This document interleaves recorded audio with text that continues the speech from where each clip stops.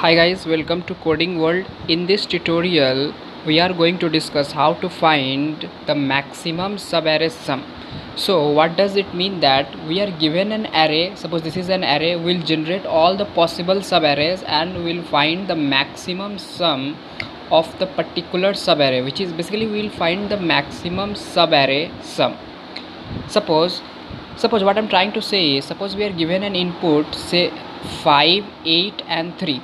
So we'll generate subarray. So what are the possible subarrays that can be generated? That is 3, 8 and 5, and also 5 comma 8 is the subarray possible, also 8 comma 3 is the subarray possible, because there are 3, so 6, basically 3, 8, 5, 5 comma 8, 8 comma 3, basically these are the subarrays which are possible. And the last one that is possible is 583, because we have discussed in previous video that the number of possible subarrays possible is the number of elements in the array. Suppose let's assume that this is a given array.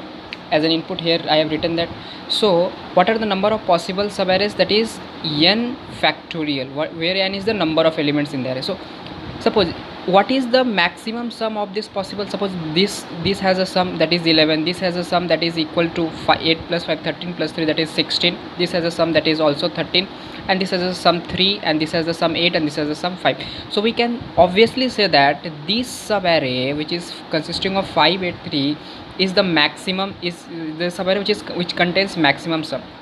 So this is the problem statement, and I have written a complete solution for this. This is a very simple solution which takes an array and the number of elements as an argument.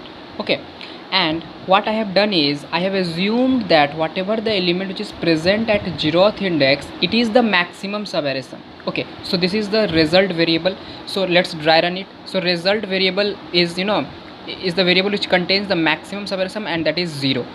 Suppose if I found at any instant this is not true, then definitely I'll update my result variable. And I have also assumed that my maximum ending, let's call it me, okay, me, I have also assumed that I'll traverse the array and I will find that maximum ending is also 0. Initially it is also 0. If I had found at any instant while traversing the array, if I had found that no, my maximum ending should not be 0, it should be greater than 0, then I should update maximum ending, and I'll take the maximum of these two variable in result variable. Okay, let's dry run it. Let's dry run for this array. So it states that for int I equals to 1, I less than n, I plus plus. So I equals to 1 means this that you can say that is 8. Okay, I think, yeah, it is 8. Okay, so initially result is containing array of 0, means whatever the element which is containing at index 0, that is that is 5. So it is also containing 5, it is also containing, basically this is index. Okay, this is index, this is not the element, this is the index, this is the element. Okay, so initially result also contains 5 and maximum ending also contains 5. Now I'll traversing the array from first index, that is 1th index, that is 8. Now here I can say that maximum ending is 5 plus array of I. So maximum ending is 5 plus array of I is that is 8. So 5 plus 8 is 13, and array of I is 8. So definitely 13 is greater than 8. So I will take the maximum, that is 13, and I will put it in maximum, that is contains 13, and I will update the result, that is maximum of result and maximum. Initially result contains 5 and now maximum ending contains 13. So definitely I'll take the maximum of these two, that is 13, and update in result. So result also contains 13. Now I'll come at this index, that is second index.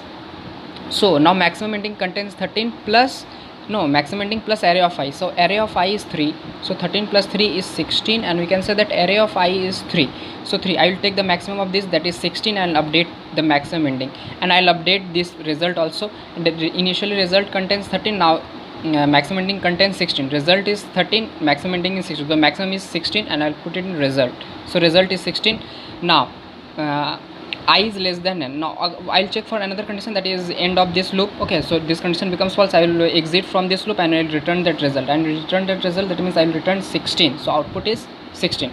So definitely we can say the time complexity of this problem is big O of n, which is very efficient solution.